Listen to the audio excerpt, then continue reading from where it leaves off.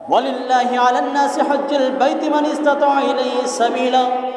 এরপরে আয়াতে আল্লাহ ধারাবাহিকভাবে জানিয়ে দিচ্ছেন, কোন ব্যক্তি সমর্থবান মানুষের জন্য, সমর্থবান মানুষের উপরে আল্লাহর জন্য এই বাইতুল্লাহর হজ করা হলো ফরজ।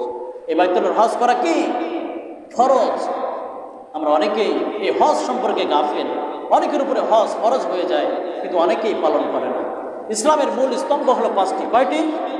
পাঁচটি স্তম্ভ। এই পাঁচটি স্তম্ভের ভিতরে একটি হলো বাইতুল্লাহর হজ।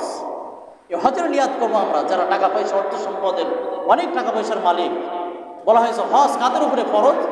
যারা বাইতুল্লাহ, এই কাবা শরীফ মক্কা মদিনায় যাওয়ার জন্য তার খরচ রয়েছে, টাকা পয়সা রয়েছে, এমন টাকা পয়সা রয়েছে যে সেখানে যে আবার ফিরে আসতে পারবে এবং এই যে কয়দিন তিনি সফর করবেন, এই সফর করা অবস্থায় নিজের বাসা বাড়িতে নিজের স্ত্রী বাল বাচ্চা যারা থাকবে তাদের ভরণ পোষণ, খাওয়া দাওয়া ইত্যাদি এই ব্যবস্থা যেন করে যেতে পারে, এরকম খরচ যদি কোনো ব্যক্তির উপরে থাকে তাহলে তার জন্য বাইতুল্লাহ, এই আল্লাহর ঘর তওয়াফ করা এবং হজ করা তার জন্য হলো ফরজ।